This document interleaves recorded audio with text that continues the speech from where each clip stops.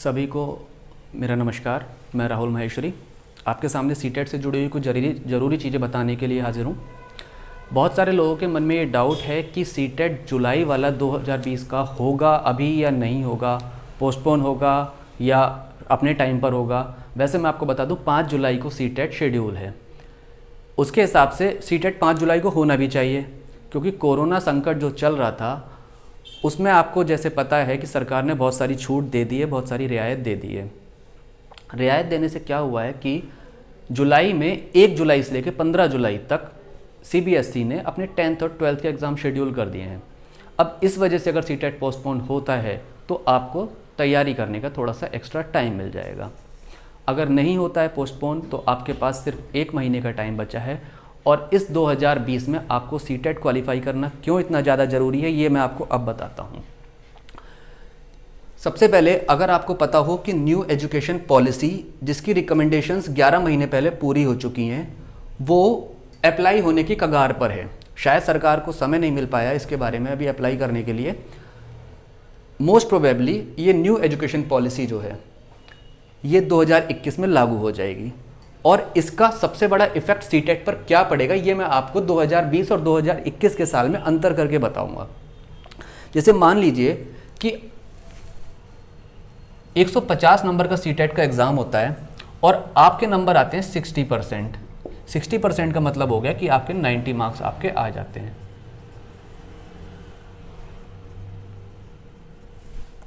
$90 marks पर आप हो जाते हैं पास। ठीक, पासिंग मार्क्स 2021 में भी यही रहेगा कि 150 मार्क्स का पेपर होगा, 150 ही क्वेश्चन होंगे, 60% आपको लाने होंगे क्वालिफाई करने के लिए, 90 मार्क्स, और आप हो जाएंगे पास। लेकिन जो सबसे बड़ा इफेक्ट पड़ेगा न्यू एजुकेशन पॉलिसी आने के बाद वो क्या होगा, इसमें एक प्रावधान है कि जितने भी कॉम्पिटिटिव एग्जाम्स हैं, जितने भी एलिजिबिलिटी टेस्ट हैं, उन सबको नेगेटिव मार्किंग किया जाए। अभी तक सी टेट में या फिर यूपी टेट में नेगेटिव मार्किंग नहीं होती थी, और वो 2020 का जुलाई का जो एग्ज़ाम है, जो नोटिफिकेशन आया था, उसमें भी नेगेटिव मार्किंग का कोई प्रावधान नहीं था। हो सकता है कि अब जो दिसंबर वाला सी टेट का एग्ज़ाम होगा 2020 का, उसमें नेगेटिव मार्किंग का प्रावधान कर दिया जाए न्यू एजुकेशन पॉलिसी आने के बाद। और अगर वो पॉलिसी 2021 में लागू होती है तो आपको एक चांस और मिल जाएगा 2020 में सीटेट क्वालिफाई करने के लिए। आपके पास पर्याप्त समय है। अब मैं आपको बताता हूँ नेगेटिव मार्किंग का फ़र्क क्या पड़ेगा। जैसे मान लीजिए कि 150 नंबर का जो पेपर है, अगर अभी आप इसमें से 102 क्वेश्चन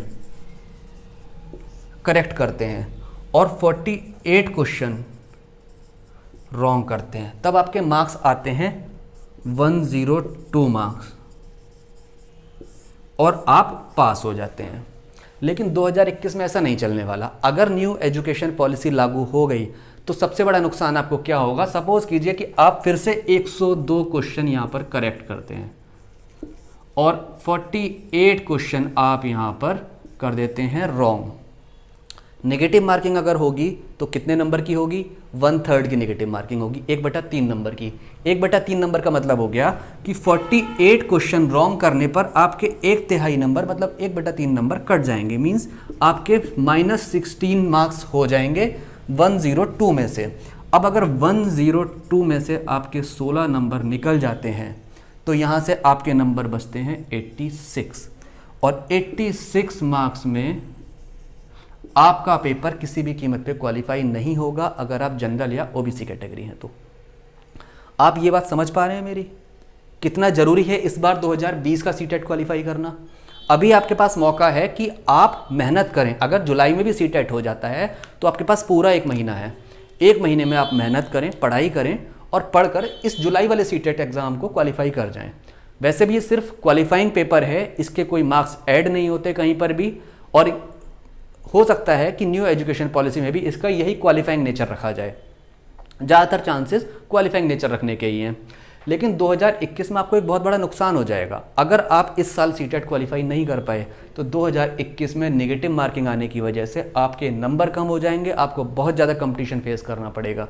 ये बहुत बड़ा चैलेंज आपको फेस करना पड़ेगा। इसलिए कोशिश कीजिए, मेहनत कीजिए। इसी साल में अगर आप अभी तक अवेयर नहीं थे तो इस एक महीने में मेहनत कीजिए। आपका काम है कोशिश करना, आप कोशिश करके जितने भी नंबर ला सकते हैं आप लेकर आइए, वरना मोस्ट प्रोबेबली आपको एक चांस और मिलेगा 2020 में, जो जुलाई में होगा। अगर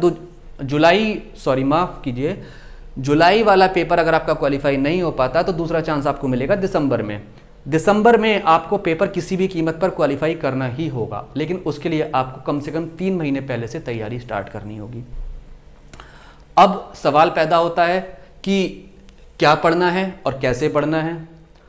मैंने देखा है बहुत सारे कोचिंग इंस्टीट्यूट्स आपको बरगलाते रहते हैं, फीस देते हैं, बहुत ज़्यादा फीस वसूल करते हैं, 10,000, 12,000, 3 महीने, 4 महीने। इवन गाजियाबाद के कुछ फेमस कोचिंग इंस्टीट्यूट है, वो तो 5-5, 6-6 महीने तक कोचिंग चलाते रहते हैं और इतने मोटे मोटे नोट्स दे देते हैं, गड्डियाँ दे देते हैं नोट्स की। क्या वो नोट्स कोई पढ़ पाता है?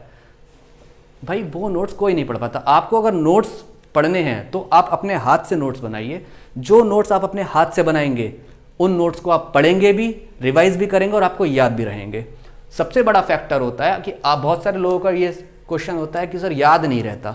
याद कैसे नहीं रहेगा? हम लोग भी तो पढ़ कर आए हैं, हमें याद रहता है। आप पढ़िए, आपको भी याद रहेगा। कुछ स्ट्रेटेजीज होती हैं जो आपको फॉलो करनी होंगी।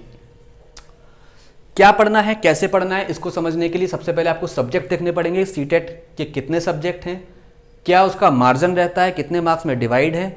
5 सब्जेक्ट होते हैं जो सीटेट में आपके आते हैं प्राइमरी पेपर के लिए। सबसे पहला सब्जेक्ट आपका CDP, child development and pedagogy, जो आपका 30 क्वेश्चन आते हैं 30 नंबर के। दूसरा हिंदी, इंग्लिश, EVS और मैथ। इन चारों पेपर में एक चीज़ कॉमन है। कॉमन क्या है कि 15 नंबर की पेडागोजी आती है और 15 नंबर का सब्जेक्ट रिलेटेड पेपर होता है। हिंदी 15 नंबर की पेडागोजी आएगी हिंदी की, और 15 नंबर का सब्जेक्ट रिलेटेड होगा पेपर। सेम इंग्लिश में 15 नंबर की इंग्लिश की पेडागोजी होगी और 15 नंबर का सब्जेक्टिव पेपर होगा। सेम EVS 15 पेडागोजी, 15 सब्जेक्टिव, और सेम मैथ 15 पेडागोजी और 15 मैथ के क्वेश्चन। अब सवाल ये उठता है कि इनकी तैयारी कैसे की जाए। देखिए मैं आपको बताऊं तैयारी करने का सही तरीका। अगर आपने BEd या BTC किया है तो चाइल्ड डेवलपमेंट एंड पेडागोजी आपने BEd या अपनी BTC में पढ़ी है, उसी को पढ़िए, 2-3 बार रिवाइज कीजिए, उन्हीं से क्वेश्चन उठाकर पूछे जाते हैं। क्योंकि CDP का बहुत बड़ा पोर्शन है, बहुत बड़ा मार्जिन है। लगभग अगर आप कैलकुलेट करें तो 30 और 15 45, 45 और 15 60, 60 और 15 75, 75 और 15 90, 150 में से 90 क्वेश्चन पेडागोजी से पूछे जाते हैं आपके, और 60 क्वेश्चन आपके पूछे जाते हैं सब्जेक्ट रिलेटेड। आप ये पोर्शन देख पा रहे हैं कितना बड़ा पोर्शन है? 90 क्वेश्चन, 90 मार्क्स लाने में आप पेपर क्वालिफाई कर जाते हैं।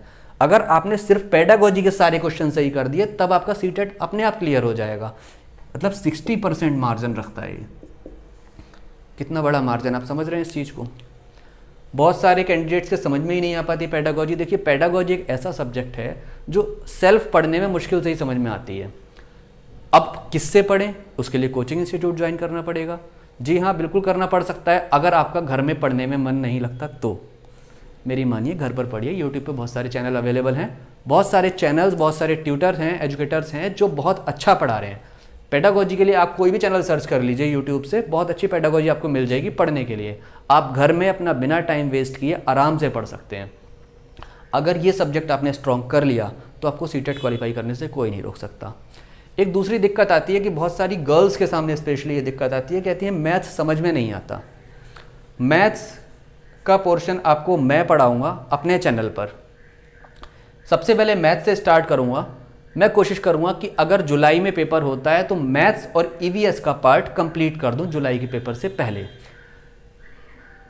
अगर आपको मैथ्स मेरा पढ़ाया हुआ समझ में नहीं आता है तब आप मुझे कमेंट करके बताइएगा, क्योंकि मेरी पूरी कोशिश ये रहेगी कि जो भी मैं आपको पढ़ाऊंगा वो हर एक बच्चे को समझ में आना चाहिए। अच्छा, मैथ का एक बहुत बड़ा इंपॉर्टेंट फैक्टर क्या है मैं आपको बताता हूँ। आप UPSC की जॉब तो पा सकते हैं बिना मैथ्स पढ़े हुए, मतलब आप IAS बन सकते हैं, PCS बन सकते हैं बिना मैथ्स पढ़े हुए, लेकिन टीचिंग की जॉब आप बिना मैथ्स पढ़े हुए नहीं पा सकते।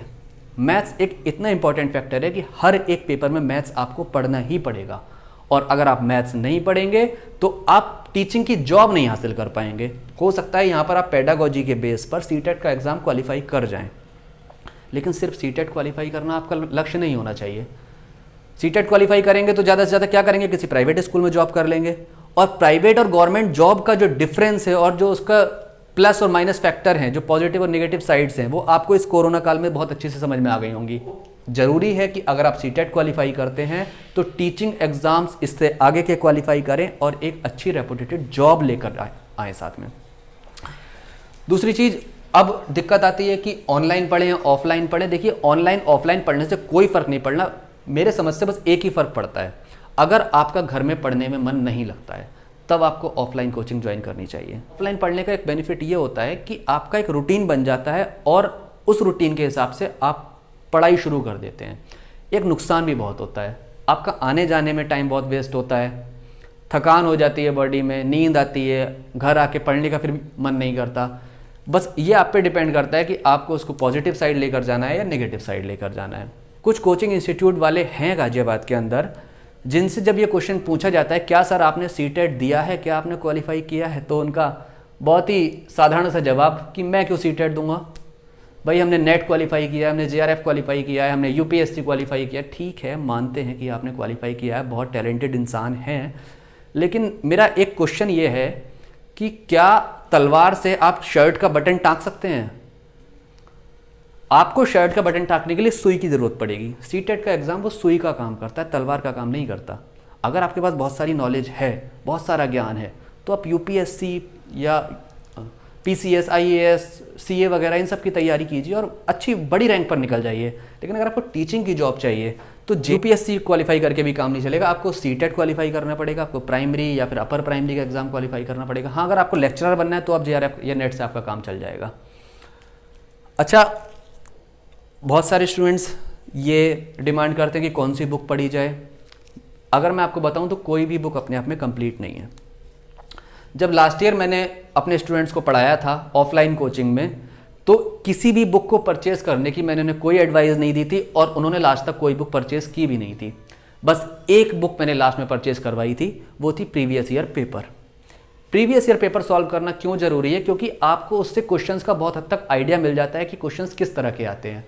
दूसरी चीज़, सीबीएसई बहुत सारे क्वेश्चंस को रिपीट कर देता है। मान लीजिए अगर आपके 20% क्वेश्चन भी रिपीट हो जाते हैं, 150 में से 20% क्वेश्चन का मतलब हो गया 30 क्वेश्चन। अगर 150 में से 30 क्वेश्चन आपके पहले के पढ़े हुए आ गए और आपको उनका आंसर पहले से पता है, तो आपको उसमें टाइम लगना है मुश्किल से 10-10 सेकेंड का और 30 के 30 क्वेश्चन सही हो जाने हैं। सीडीपी का क्वेश्चन हो या मैथ का क्वेश्चन हो, अगर आपने उसके पीछे का कॉन्सेप्ट पढ़ लिया तब आपको प्रीवियस ईयर पेपर सॉल्व करने का 100% फ़ायदा मिलेगा। गारंटी है, लिख कर रख लीजिए कि अगर आपने कॉन्सेप्ट पढ़ लिए, कॉन्सेप्ट सारे क्लियर कर लिए, तो आपको प्रीवियस ईयर पेपर पढ़ने का बहुत ज़्यादा फ़ायदा मिलेगा। इसी टेट का सिलेबस बहुत लिमिटेड है।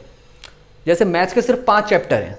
जब मैं आपको मैथ्स की वीडियोस देना स्टार्ट करूँगा, मैथ्स के लेक्चर मैं 1-2 दिन में पढ़ाना स्टार्ट कर दूंगा, तब आपको पता चलेगा कि मैथ्स के सिर्फ 5 चैप्टर हैं और 90% क्वेश्चन उन्हीं 5 चैप्टर से पूछे जाते हैं। बस उंगली ऐसे ना पकड़कर ऐसे पकड़ ली जाती है, कभी क्वेश्चन घुमा कर दे दिया जाता है, लैंग्वेज चेंज होती रहती है उन्हीं 5 चैप्टर के क्वेश्चंस में, लेकिन 90% क्वेश्चन उन्हीं 5 चैप्टर से पूछे जाते हैं। अगर आप सिलेबस पढ़ लेते हैं अपना, एक बार उस पर अच्छे से कमांड बना लेते हैं अपनी, तब आप शॉर्टकट भी सीखना स्टार्ट कर दीजिए। तो मेरा कहना है आप लोगों से कि अगर आपने कंटेंट ठीक से पढ़ लिया है इन 5 सब्जेक्ट का, उसके बाद आप प्रीवियस ईयर पेपर सॉल्व करना स्टार्ट कीजिए। और 1-2 दिन में मैं मैथ्स के लेक्चर स्टार्ट करूंगा। मेरी कोशिश ये रहेगी कि 5 जुलाई को जो एग्ज़ाम शेड्यूल है, 5 जुलाई से पहले मैं ईवीएस और मैथ के लेक्चर कंप्लीट कर दूं, जिससे आप लोगों का काफ़ी फ़ायदा हो पाए। पढ़ते रहिए, मेहनत करते रहिए। बहुत बेस्ट विशेस आप लोगों को मेरी। धन्यवाद।